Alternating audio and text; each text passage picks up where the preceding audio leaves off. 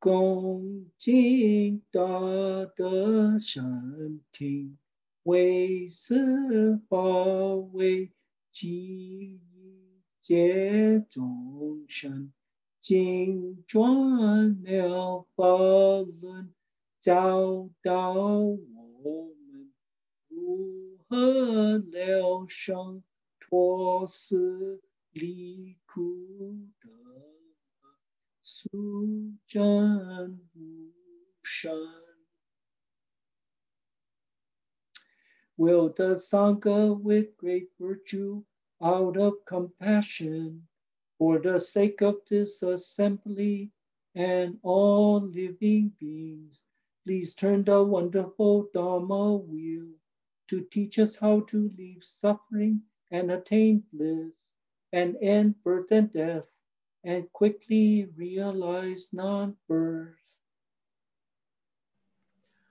Namo tassa bhagavato arahato samma sambuddhassa. Homage to the blessed, noble, and perfectly enlightened one. Namo sadanto sucheto ye alahati san miao san puto che. Wu shang shen shen wei miao fa. 百千万劫难遭遇，我今见闻得受持，愿解如来真实义。Supreme and wondrous Dharma, subtle and profound, rarely is encountered, even in a billion eons. But now we see and hear it and accept it reverently. May we truly understand the Buddha's actual meaning. Buddhas, Bodhisattvas, Venerable Master, and all good knowing advisors, welcome back in our exploration of um, what it means to be a Buddhist as taught by the Buddha and Shufu, using the Medicine Master Buddha Sutra as a vehicle to do that. Okay, as usual, we will begin with chanting Medicine Master Buddha's name 7 times. And I'm going to invite everyone to join me in putting our palms together as we do that. Namo, quelling disasters, lengthening life, medicine master, Buddha. Namo, quelling disasters, lengthening life, medicine master, Buddha. Namo, quelling disasters, ending life, medicine master, Buddha. Namo, quelling disasters, ending life, medicine master, Buddha. Namo, quelling disasters, lengthening life, medicine master, Buddha. Namo, quelling disasters, lengthening life, medicine master, Buddha. Namo, quelling disasters, lengthening life, medicine master, Buddha. Medicine master does come one, medicine master does come one, medicine master does come one, medicine master does come one. Hello everyone, as usual, we will begin by me asking the question, does anyone have any questions? Like Ron? Or anything they want to share? You don't have to do it now, you can do it at the end of the class. Think about it. Type it in the chat box or just unmute your mic. I need to drink a bit of water.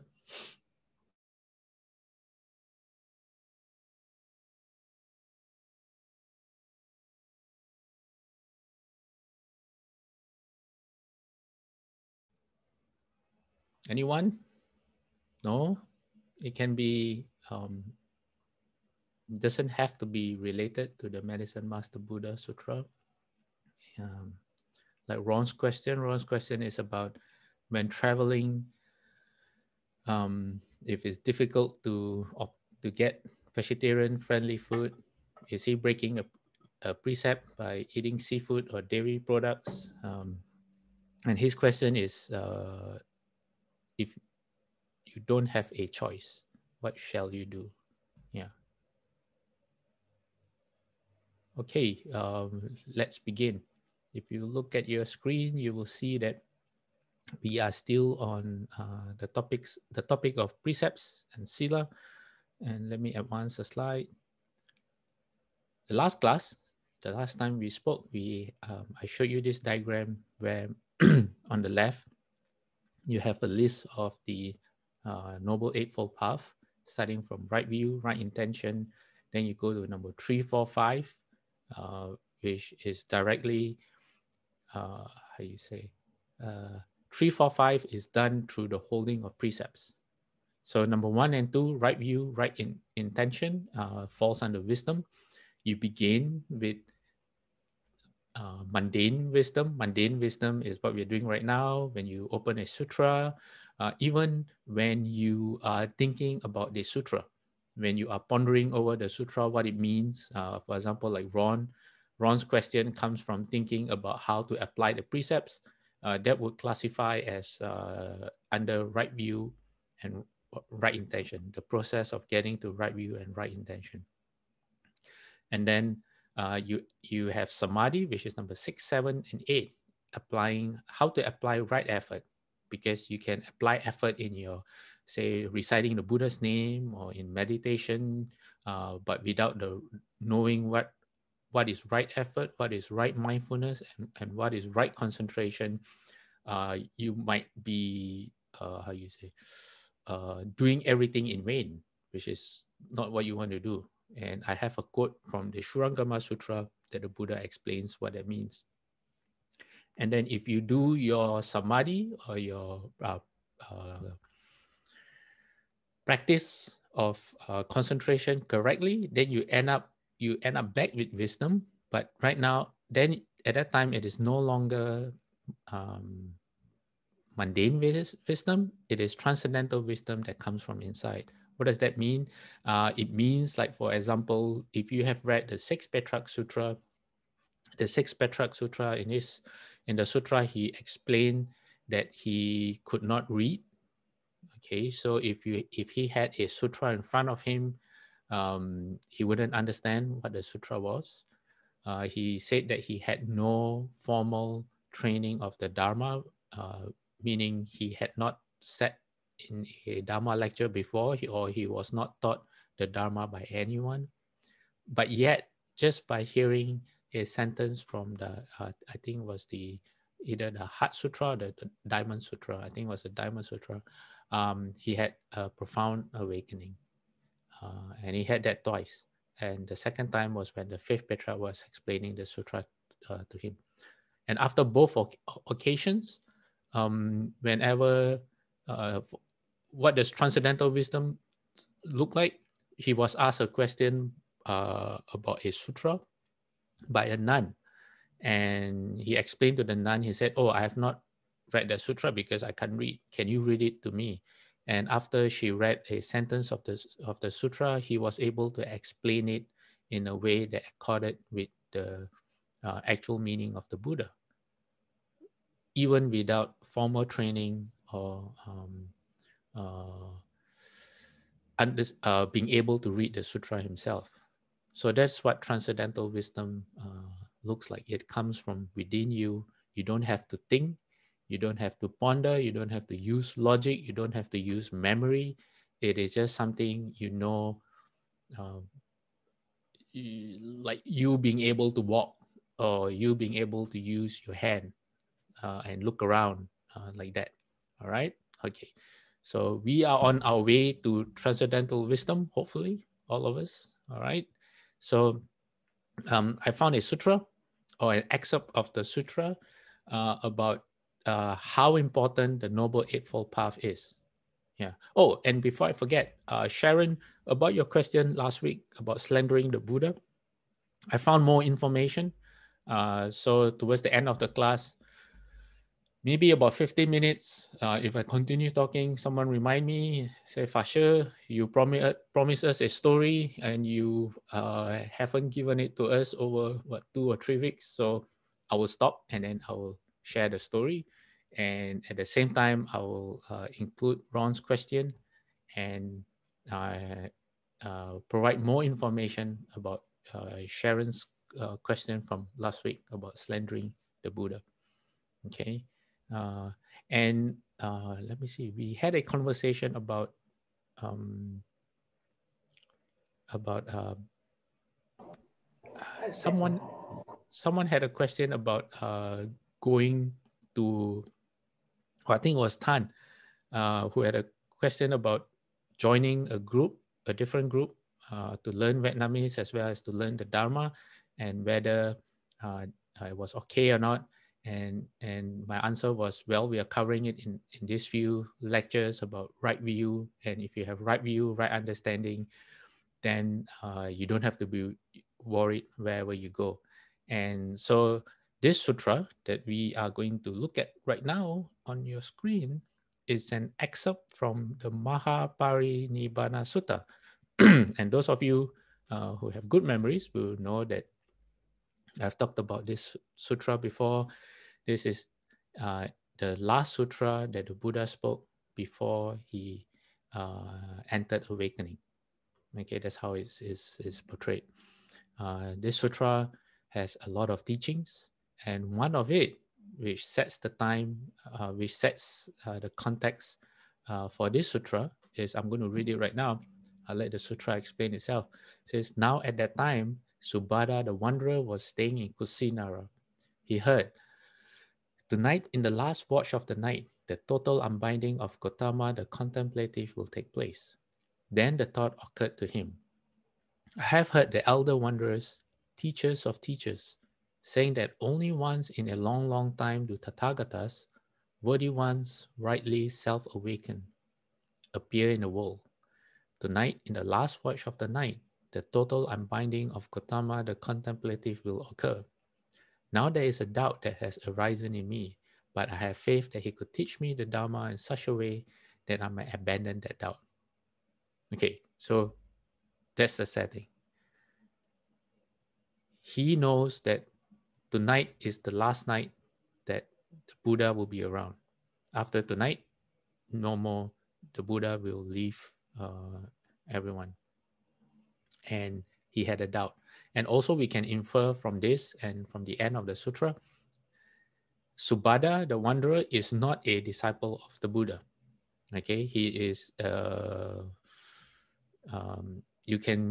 I would classify him as someone who's very spiritual, meaning he doesn't engage in normal daily activities of people, but he has dedicated his life to probably meditation and meditative and other spiritual practices of the time in trying to find an answer to his questions. And now, as his timing would have it, good or bad timing, depending on who you ask, he has a doubt, and he knows about the reputation of someone like the Buddha. He says, teacher of teachers, only once in a long, long time do Tathagatas appear in the world. And it's true, because it is said that Maitreya Bodhisattva will come to our Saha world as the Buddha in, I think, a very long time. Maybe I haven't done the calculations, top of my mind, something like 3 billion years from now. Some people say, oh, they're going to wait for Maitreya Bodhisattva to come back. Well, you have to wait for a pretty long time. So he has a question, and let's see what question he has. Okay. now.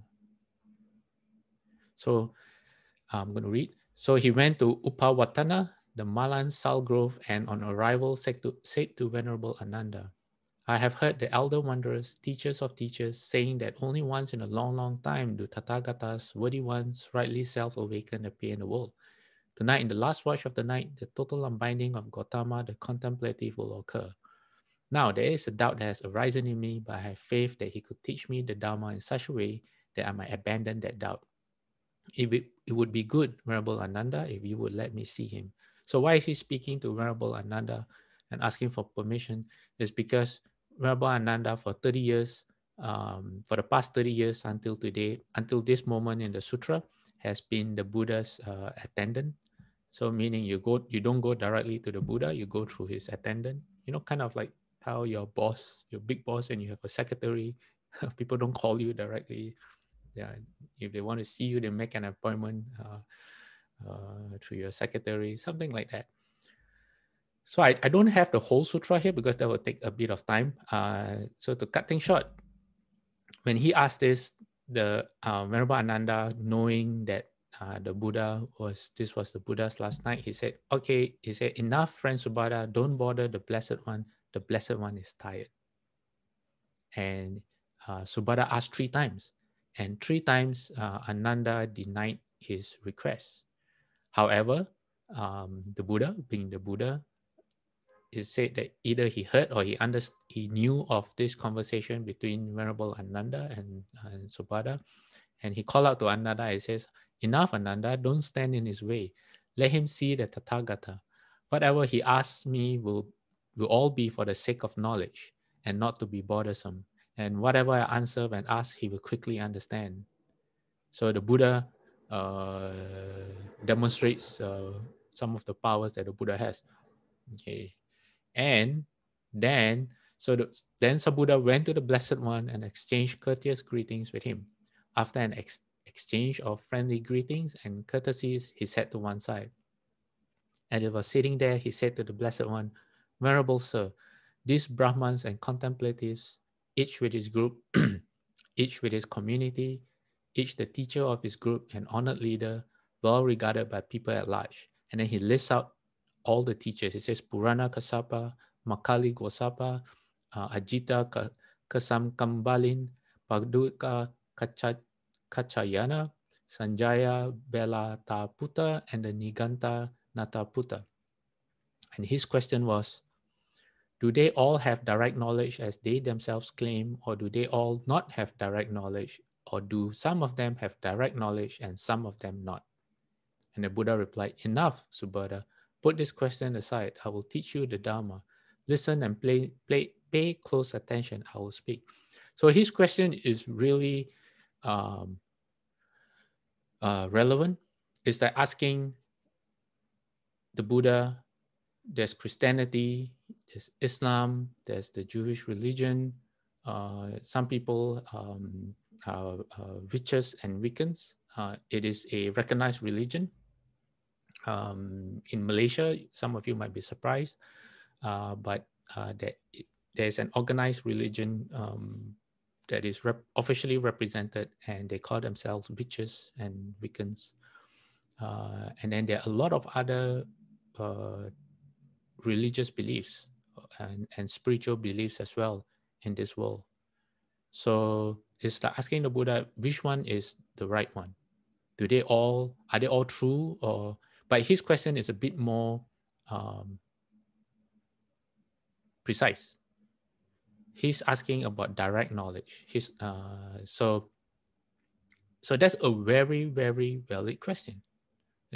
Why? Because if you want to commit yourself to something, you want to commit yourself to something that you have confidence in, right? And how do you have confidence? You have to understand, which is what we are going through right now. The reason why from precepts we have included the Noble Eightfold Path is the first one is right view. And right view lays the foundation for everything that you do. So Subhadra, who is asking the question of the Buddha, is looking for understanding so that he can commit himself. And when he commits himself, he has no doubts. All right. So the Buddha said, he said, enough, put this question aside, meaning it's kind of like, I understand what you're asking about, but that's not the real question you want to ask. You know, it's not a question of whether all these people have direct knowledge or they have no direct knowledge, or some of them do or some of them not. It says that's not really what, what you want to know. Okay, so how does the Buddha answer him? Okay, so the Buddha said, the Blessed One said, in any doctrine and discipline where the Noble Eightfold Path is not found, no contemplative of the first, second, third, fourth order, meaning a stream winner, a once returner, a non-returner, or an arhat or arahant is found. But in any doctrine and discipline where the Noble Eightfold Path is found, contemplatives of the first, second, third, and fourth order are found. The Noble Eightfold Path is found in this doctrine and discipline, and right here there are contemplatives of the first, second, third, fourth order. Other teachings are empty of knowledgeable contemplatives. And if the monks dwell rightly, this world will not be empty of arahants. Interesting, right? Normal people will say, oh, Buddhism is the best if you are a Buddhist, or they might say, my teaching is the best. But the Buddha says, he brings it back not so much in the beginning of this answer, not so much to the teaching itself, but to what a teaching should contain. So the Buddha says, in any doctrine or discipline, he says, putting aside those that you've mentioned, he says, what they must have is the Noble Eightfold Path. That's the marker or the requisite to see if anyone has any direct knowledge, the seeing things as they really are. And who are these? In the Pali Canon, it would be the four levels of arhatship, the four levels of being a sage. So the Buddha continues by saying, at age 29, I went forth seeking what might be skillful, and since my going forth more than 50 years have passed. Outside of the realm of methodical Dharma, there is no contemplative, and no contemplative of the second, third, and fourth order. Other teachings are empty of knowledgeable contemplatives, and if the monks dwell rightly, this world will not be empty of arahants. So the Buddha says that, and he speaks from experience, he says that, for the last 50 years, from what he has known, he knows that the Noble Eightfold Path that he has taught or he has shared does not exist in other teachings. And he makes it very clear. He says, if there's no Noble Eightfold Path, then the people there do not have direct knowledge. They may have different abilities. They might get reborn in the heavens. They might have some spiritual abilities, but it is not a direct knowledge that leads to the ending of birth and death. Okay, that's a very important distinction. All right. It doesn't mean that the other paths are wrong. It just means that based on Subhada's question, direct knowledge that leads to ending birth and death, that leads to the end of suffering once and for all, is only found if there is the Noble Eightfold Path. Then Subhada, the wanderer said, magnificent Lord, magnificent, just as if he were to place upright what was overturned, to reveal what was hidden, to point out the way to one who was lost, or to carry a lamp into the dark, so that those with eyes could see forms in the same way as the Blessed One, through many lines of reasoning, made the Dharma clear. I go to the Blessed One for refuge, to the Dharma, and to the community of monks. Let me obtain the going forth in the Blessed One's presence. Let me obtain admission. So on the spot, he wants to become a disciple of the Buddha, and not just a disciple, he wants to leave home. He wants to be a monk under the Buddha. And I think, so the Buddha accepted him. And I think within 4 weeks, if my memory serves me right, Subhada, the wanderer, actually ended birth and death. Yeah, he became an arhat. So he went to the Buddha for right view. He was a bit confused by all the things that everyone was saying. Rightly so, because some of the things that in the other school, some of the principles that they had made a lot of sense. Was very compelling, had a lot of people following the teachers. So it can be very confusing for someone who doesn't know how to find the right way. So right view then is why it's the first of the Noble Eightfold Path. Okay, continuing along. This is what Shufu says about right view. Shufu says, ignorance is the root of our afflictions. If you can see through ignorance, then you will become awakened and perfect your wisdom. That's leaving the home of ignorance. Okay, sorry, my bad. Shufu didn't, I connected Shufu saying to right view. Okay, Shufu, this is not Shufu's direct comment on right view. Why I've included this is the way to eliminate ignorance is through wisdom. Transcendental wisdom, non-dual wisdom. And how do we get wisdom? The Buddha will tell you the Noble Eightfold Path. Okay. All right. This excerpt is from Bhikkhu Bodhi, and this is on right view. And how do I know this? Because the first two words I'm going to read out to you says right view. So right view is the forerunner of the entire path, the guide for all the other factors. It enables us to understand our starting point, our destination, and the successive landmarks to pass as practice advances. To attempt to engage in the practice without a foundation of right view is to risk getting lost in the futility of undirected movement.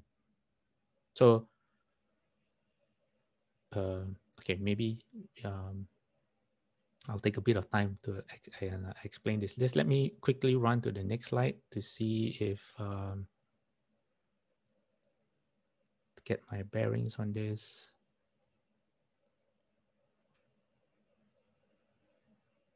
Okay, so maybe I'll go through the next slide and then we'll come back to this first slide.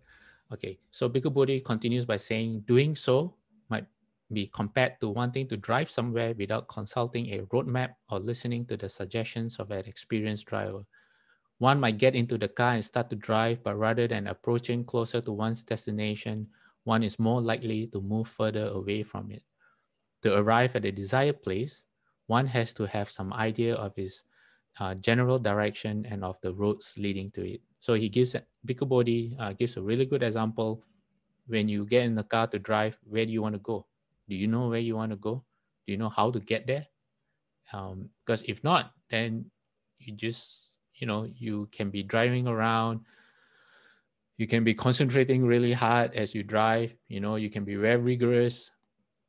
You can drive for 48 hours and not sleep, but guess what? You are probably not going to get there. Okay, so right view shapes our attitudes, our actions, and actually the entire our entire mode of existence. What does that mean? Some people live their lives for pleasure, so everything they do is geared towards making themselves feel good. So that's what I mean by our whole, the way we live our lives. So if as a Buddhist, and depending on your intention, whether you have right intention or you have mundane intention, which comes from right view in the first place, it shows in the way you live your life. In, for example, in Ron's question, whether the question of maintaining the precept of not killing while traveling. So your commitment and based on your understanding and your intention in how you want to live your life is shaped by right view. Okay. So while for us, because of our ignorance, while we may not really have a real clear idea of right view, and our right view may be a bit hazy, or we kind of know, but we can't really explain to other people, for example, like the Pure Land practice, okay? You have to ask us, this is very personal, you have to ask yourself, how much, if I'm doing the Pure Land practice, how much do I really understand? Is it just reciting the Buddha's name?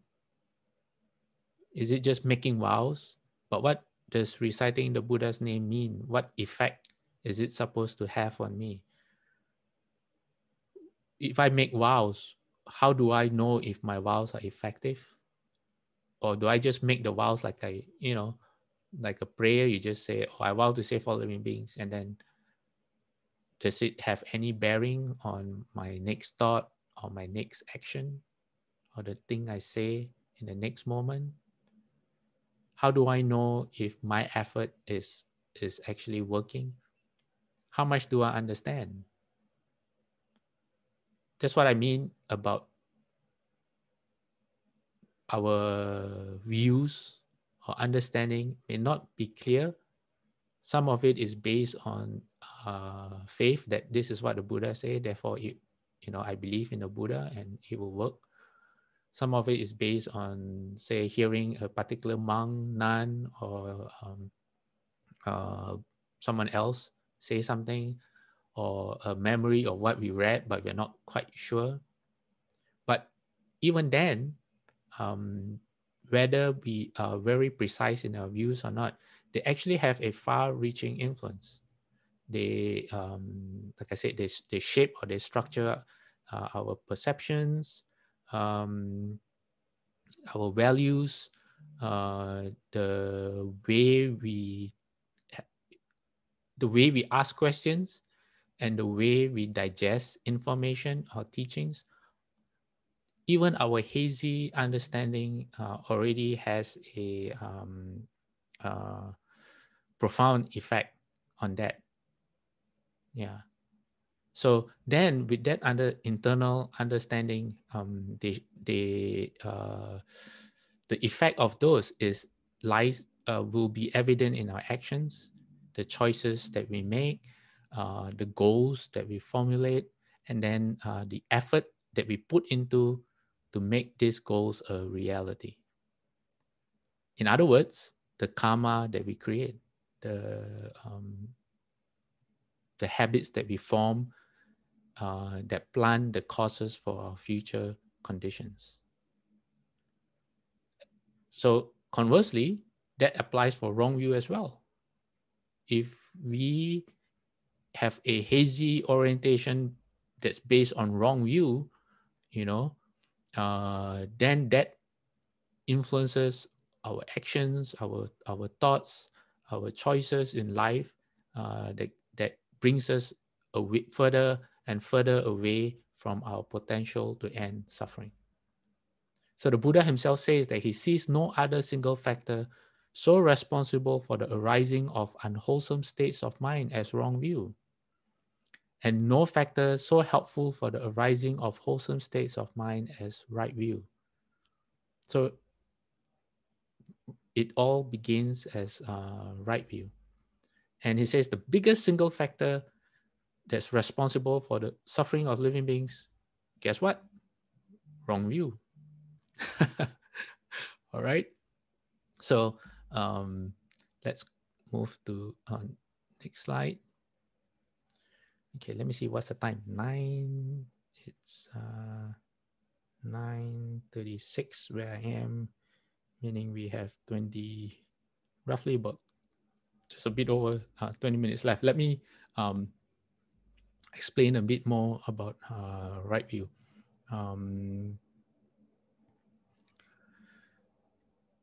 I'll just give a quick overview of about what right view the benefits of right view before we go into detail in the following weeks, just to plant the seeds in everyone's mind. The Buddha says, when a noble disciple understands what is karmically unwholesome and the root of unwholesome karma, okay, and he also understands what is karmically wholesome and the root of wholesome karma, then he has right view. So let's link this to Ron's question. Ron's question is, when he travels and there are times when he can anticipate that he won't be able to get vegetarian food. Okay, and there are places in the world that are like that right now, where even the simplest of dishes, like a like a vegetable dish, will inevitably have some kind of meat or seafood in it. So on one hand, there's convenience, and on the other hand, there's also a concern for your own health, because you need your body to be healthy in order to practice.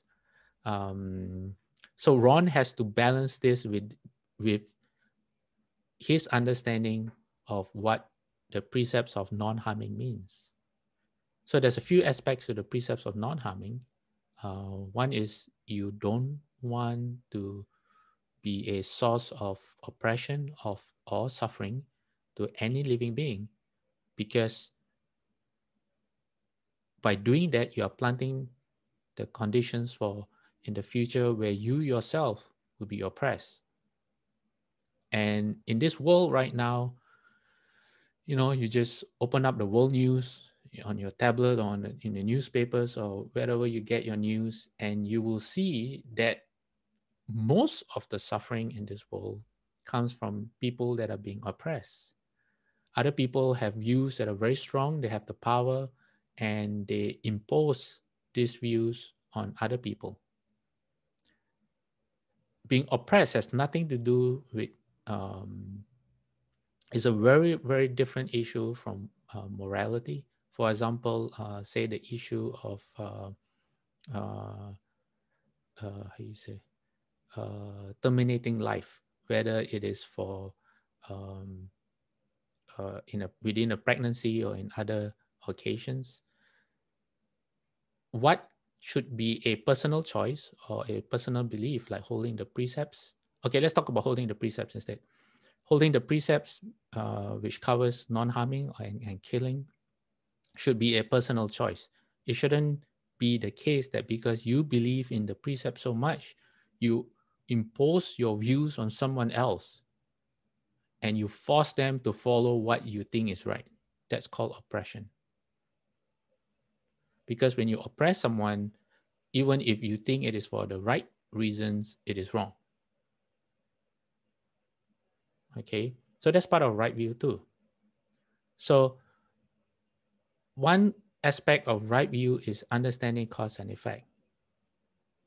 Because understanding cause and effect is the purpose of the Dharma, to teach us how to practice, to correct any errors in our attitude and mindset, so that we have the right goals and we make the correct choices leading to action. That's why the Buddha has talked to us about the 4 kinds of karma. We have bright karma, we have dark karma. Bright karma is wholesome karma. We have dark karma, which is unwholesome karma. And then we have both bright and dark karma, meaning something like, say, you win the lottery, but then, all your friends cheat you out of your money and make you miserable. You lose all your friends. You still have money, but you lose all your friends. That's like bright and dark karma. And then there's neither bright nor dark karma. That means karma that leads towards liberation. And what is that? That is following the Noble Eightfold Path. And how well you follow the Noble Eightfold Path is how well you generate neither bright nor dark karma. So everything comes back to your own thoughts and actions. Having right view makes you look internally, to take responsible to teach you how to be responsible for your own actions and not allow the conditions of your environment to affect your journey on the path. That means we have a saying, Shufu gave us a saying, we accord with conditions but do not change. We do not change yet we accord with conditions. I think we can use that. One way of understanding that is precisely what I just said, which is being responsible for ourselves, knowing clearly our goals and intentions, and not letting ourselves be swayed by external conditions. But at the same time, not using our principles to go and not being rigid and go and oppress, and fight with other people and argue with other people that what you know is right. What we know is right is internal for ourselves. Okay, we shouldn't use that to impose on others. So Sharon has a really good advice for Ron. It says, prepare some food like nuts, raisins, cut fruits, vegan snacks before a planned trip. That's one. I remember when we were traveling with my parents, we would have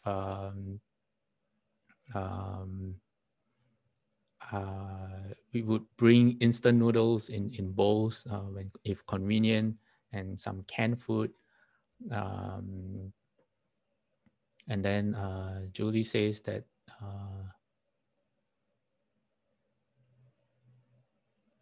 okay, so when it comes to food, it's a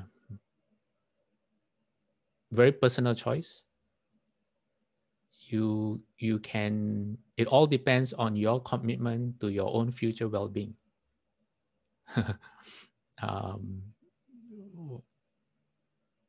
Maybe I can come up with an example.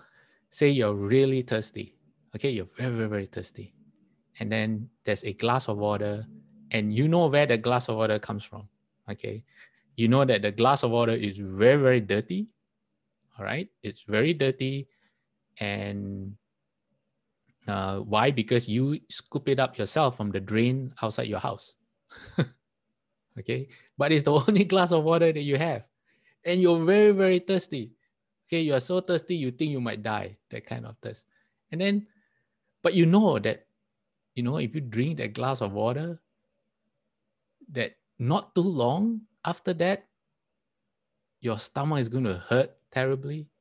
And then you're not quite sure, but you know you're going to get some form of disease. Either some parasite is going to enter you and lodge itself in your brain and do something crazy, or you get some really bad viral disease or viral attack, or you get some bacterial disease or whatever it is. But you know that nothing good is going to come out of it. The outcome is you're going to regret drinking the water, but it's going to solve your short-term thirst. What are you going to do? Now, that question is quite easy because you can predict the outcome of your choice, more or less. You know that because you know where the water comes from.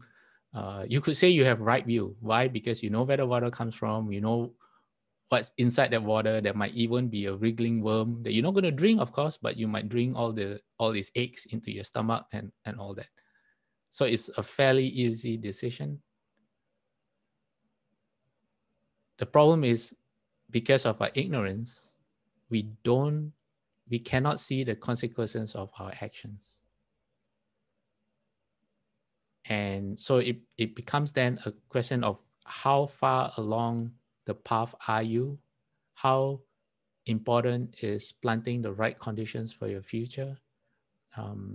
And that depends on how much you understand what is your level of right view and the level of risk that you are willing to take. So short term, it may seem as if it's fine, but are you ready to take a long term for the effect that might come in the future? Yeah. So Ron has another question. It says, even if the food is vegetarian, there might be the pungent plants like onions and garlic. Okay, one of the main reasons why pungent plants are not recommended is because that one of the reasons I know is that it renders if you practice the recitation of mantras, pungent plants will render the mantras ineffective because it keeps away Dharma protectors, and I think there are certain ghosts or hungry spirits that love the smell and they come. That's one reason. The other reason is that desire, pancham plants increases emotion and strong desires, so it's not recommended. So Ron, you have to ask yourself, what practices are you doing? It's not to say that it's not a approval for consuming the pancham plants, but you have to, that these are decisions that you have to make yourself. Yeah. But according to the precepts, okay, when it comes to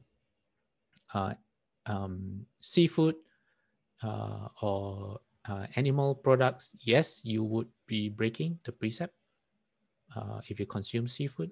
Dairy products is more of a personal choice, but if you extend the concept, the precept of non-killing as in non-harming, and you understand the dairy industry, you might want to think about that. But like I said, it's more of a personal choice. And as for the pancham plants, strictly speaking, I have to do a bit more research, but you have to ask yourself what practices you hold. If you recite mantras and you realize that pancham plants make the mantras ineffective, then, you know, at the end of the day, you try your best. The sixth patriarch, what he did was this. When he received the rope and bowl from the fifth patriarch, people were out to murder him because they wanted the rope and bowl. At that time, the proper dharma was not very obvious, and people thought that by having the rope and bowl, they had symbols of the dharma. They were attached to the form instead of the meaning. So he went into hiding for 15 years. For 15 years, the sixth patriarch hid among a group of robbers. And what did he do to survive? He said he steamed vegetables alongside the meat that they cook, and he would just eat the vegetables. And if they ask him, he said that if they ask him about why he was doing that, he just said, "Oh, I'm just eating the steamed food." Yeah. So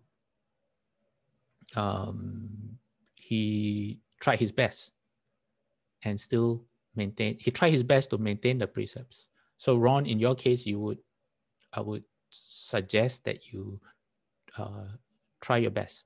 Just do your best. Yeah. And then Julie said, Theravada monks eat food offered to them, which includes meat. How does this explain the effect of their recitation? Julie, in Theravada monks, and I'm putting aside what the Buddha actually taught. Theravada monks, the culture is what you say is correct. Theravada monks accept food that is given to them. In Abhayagiri, there are monks who are vegan as a personal choice. And how would I say? If I was a monk and let me see, how am I going to put this?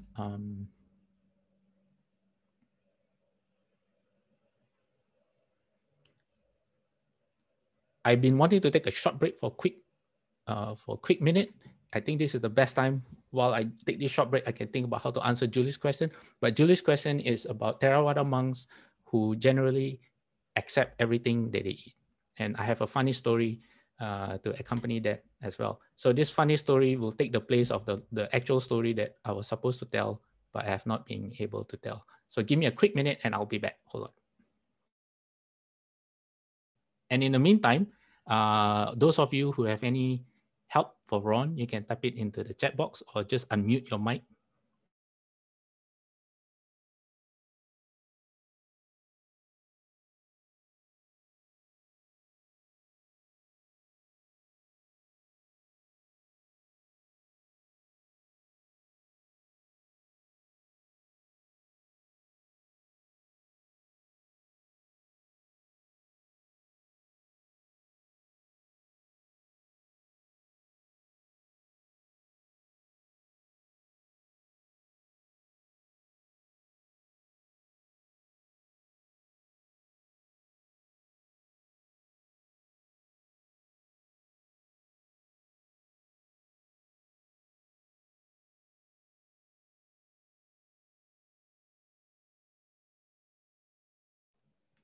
Okay, I'm back. Before I go to Julie's question, Ron says that he can take up the precept for killing when he returns and would repent for eating seafood and meat when he comes back from vacation. Yes, that's what people think they can do, Ron. But let me put it another way. If someone were to do you harm, like maybe kill you, and then were to repent, would it make up for, or someone were to chop off your arms and legs and then they repent, you know, and even if you forgive them, you still have to live with the ordeal of not having arms and legs. That's one aspect of doing that. Not only that, in the this person is also planting the causes for a future condition where the same thing might be done to him. Maybe I'm not sure. So you might want to consider those things as well. Okay, coming back to Julie's question about Theravada monks. The Buddha gave 5 guidelines in where eating meat would be applicable. One of them is if the meat was not, if the animal was not killed especially for you, the monk, to eat, it is permissible to eat the meat. So there are 5 cases where the Buddhist disciples are able to eat meat. And then Julie asked about how does it explain the effectiveness of their recitation. Well, Theravada monks have slightly different practices from Mahayana Buddhists. For example, the Pure Land practice is not a standard practice for Theravada monks. And Theravada monks practice meditation more. That's their primary practice. If they recite Bodhi, the word Bodhi that I know from what I read from Thai monks, but they do that more as a method for concentration, and it's not, for example, related to the Pure Land practice, like in one case. Let me see what else. Before I forget, the funny story, there was once an American monk in Thailand, and on his alms round, someone, a very poor farmer, gave him the farmer's own lunch. And what was the lunch? I think it was a bit of sticky rice or glutinous rice, and an entire frog, include, with the feet, the head, the entire body, which was boiled. And for an American, a Westerner, it was a very unusual sight. It's not a common, in America, you don't walk into McDonald's and say, you want a frog sandwich. It doesn't happen anywhere. But as a monk, you accept what you get. So the monk said he had a very interesting experience. And I think because he wasn't used to eating something like that, he ate the whole thing, including the head and everything. So that was the funny story. So Julie, Theravada monks have different practices compared. They do not usually recite mantras. Okay, in general, of course, it depends on the individual monk, but mantras are not a standard practice or common practice for Theravada monks. I might be wrong, but that's what I understand at this moment. And the biggest difference is that in Mahayana, our precepts and explanation of the precepts is also for consideration of other living beings. In the Theravada practice, it is more for self-liberation. Whereas in Mahayana, self-liberation comes in consideration of other living beings as well, which is why in Mahayana, being a vegetarian is common, whereas it is not as common for people who, in countries where the Theravada tradition is, where they follow the Theravada tradition. So that's the biggest difference. Yeah. We are running out of time. and I have not gotten to Sharon's question from last week. So let me come up with Sharon's question, the reference. So Ron, to answer your question, yes, it is against the precepts for eating seafood, no matter how you justify it. My advice is try to look at it from different angles. Put yourself in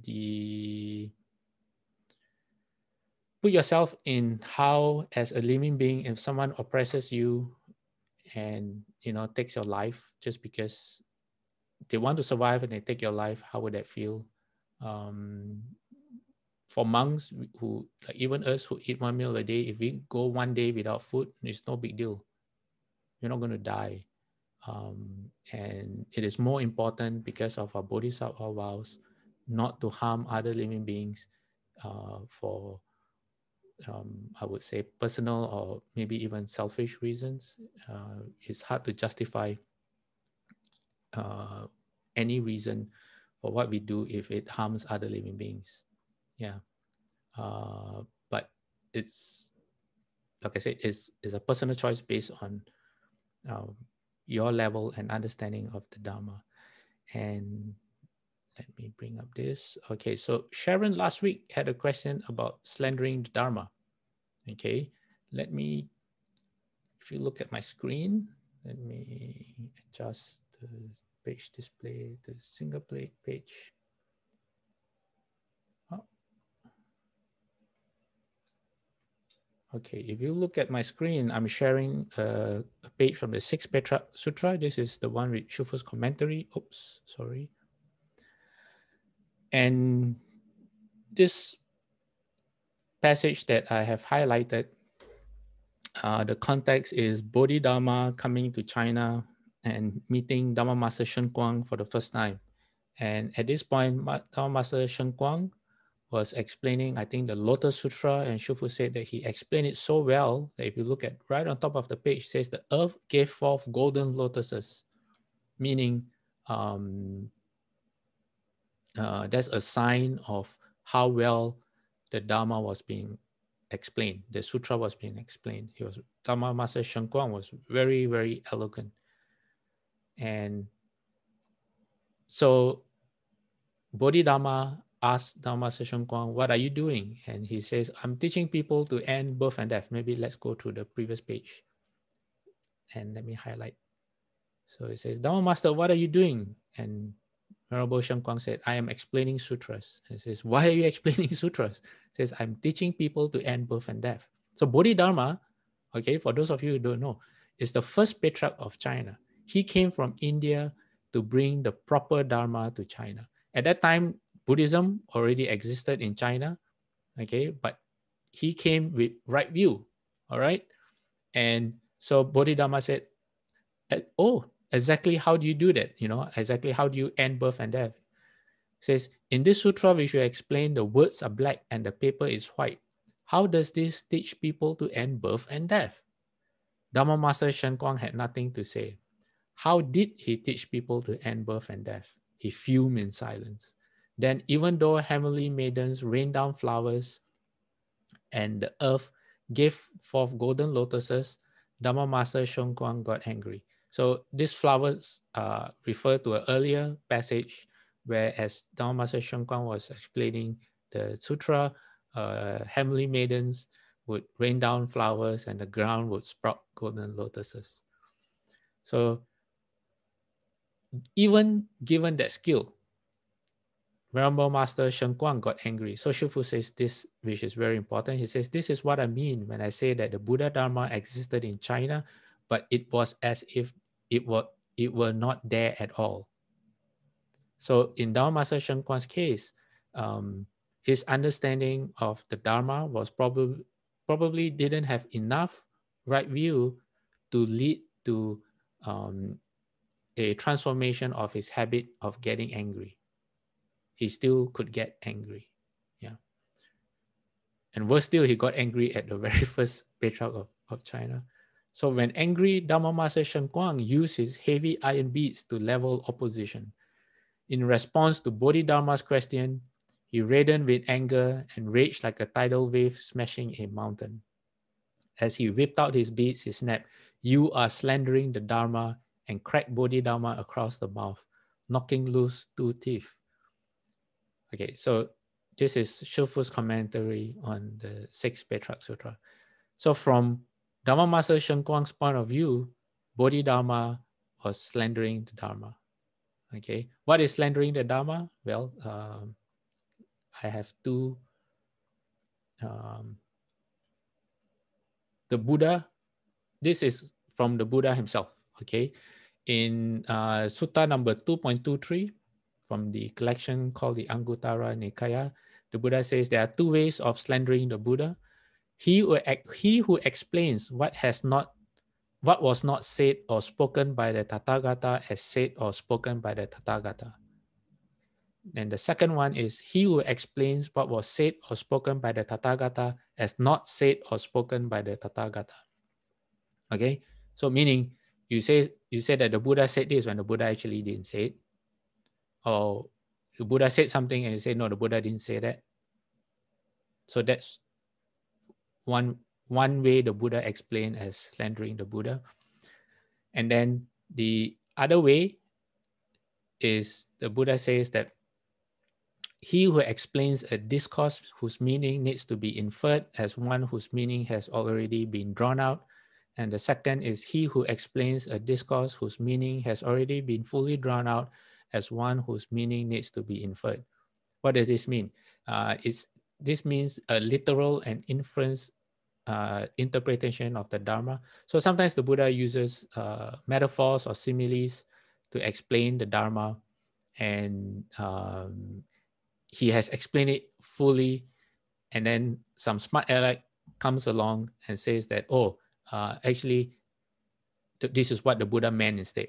So the meaning is already there, but you try to twist the meaning into something else.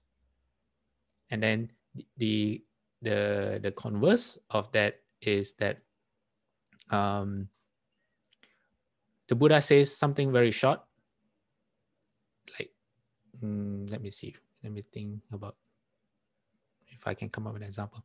So he who explains a discourse whose meaning needs to be inferred as one whose meaning has already been fully drawn out. So the Buddha gives a principle that can be applied in different situations, but the smart aleck comes along and say, no, this is only related to one incident, and that's it. So instead of expounding the principle into different specifics or situations, he limits the potential of the Buddha's teaching. So let me see, is official the right word? Technically or officially from the Buddha, this is what it means when they say slander the Buddha. Yeah.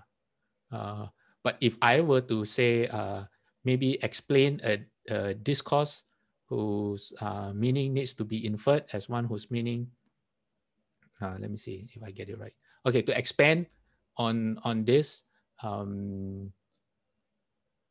would say that if we do anything that distorts the teachings of the Buddha and harms the views and creates wrong view in other people as well as ourselves, that would be slandering the Buddha.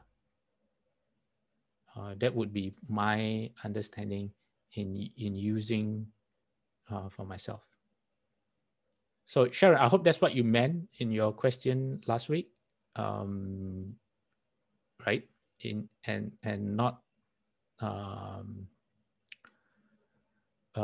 Did you also mean about harming the, what's that? There's one about harming the Buddha, shedding the Buddha's blood. Actually, what you have explained is very clear, and it is more on the technical side where we do not twist the words of the Buddha. That's technically what I taught too.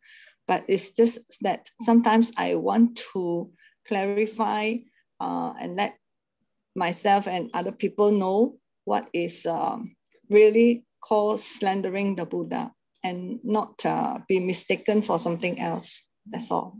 Thank you very much for your explanation. Okay. This is what I found. There might be more, but at the moment, this is what I have.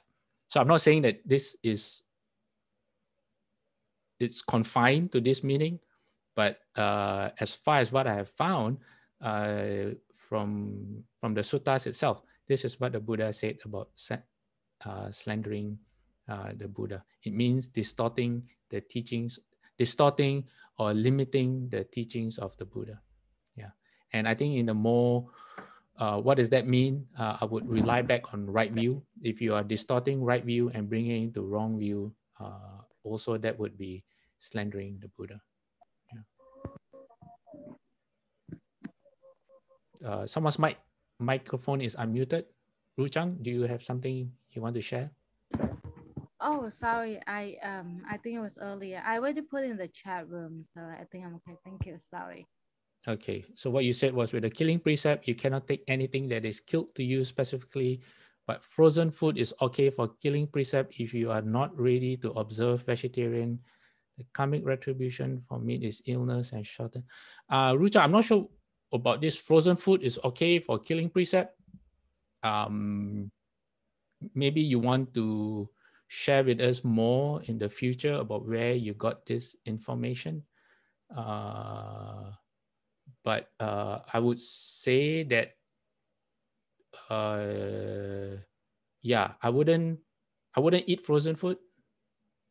Okay, frozen meat, seafood, or anything that used to be alive but is now frozen, I wouldn't classify that as being okay for someone who is observing the 5 precepts. Technically, it might fit in the Buddha's description of when meat is how you say,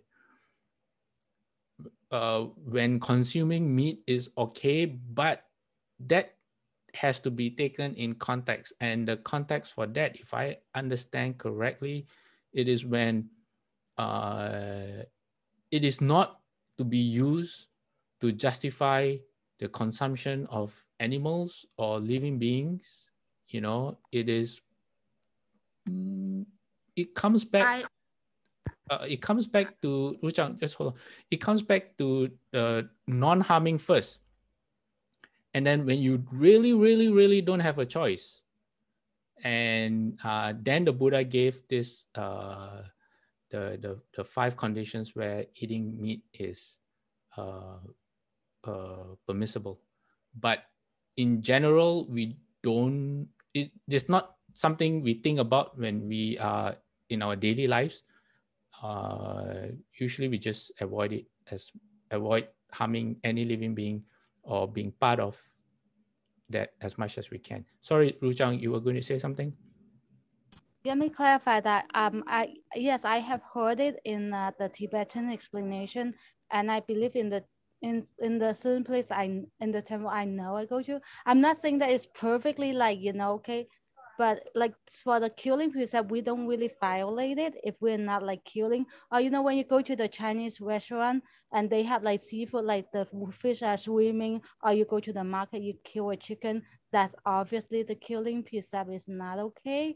But obviously, the best scenario is if anybody is observing the killing precept, the best scenario, of course, would be like observe vegetarian and stay away from the meat and everything. But as based on what I know, it doesn't really violate the killing precept. Yeah, I would just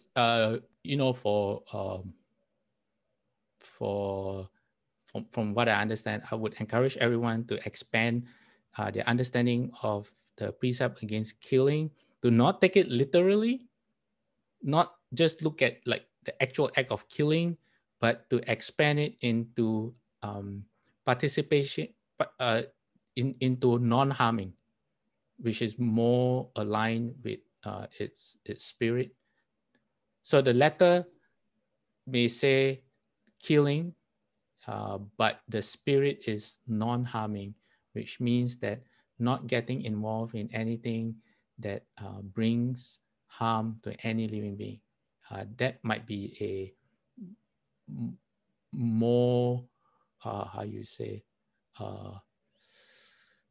in terms of karmic conditions that you plant, that might be that will bring you more happiness in your own future than strictly seeing non-killing as only non-killing. All right. Okay. Okay. It is time to end. It is actually way past time to end.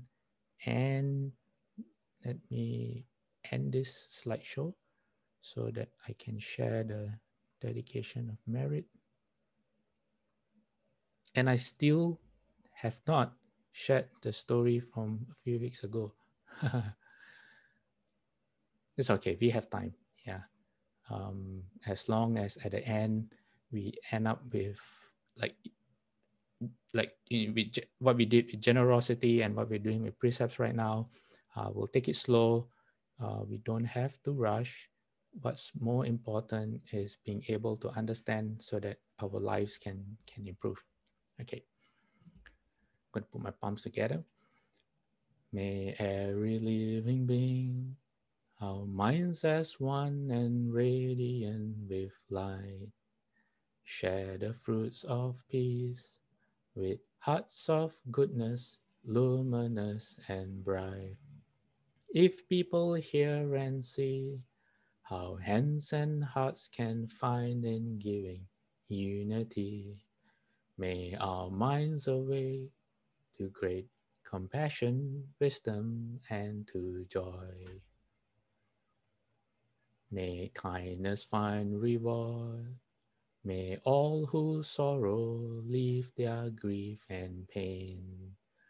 May this boundless light dispel the darkness of their endless night. Because our hearts are one, this world of pain turns into paradise. May all become compassionate and wise. May all become compassionate and wise. Okay, let us bow to the Buddha and the Shufu. 3 bows to the Buddha.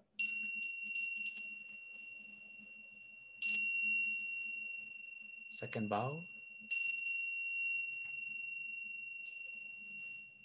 Third bow. Half bow. Bowing respect to the rebel master.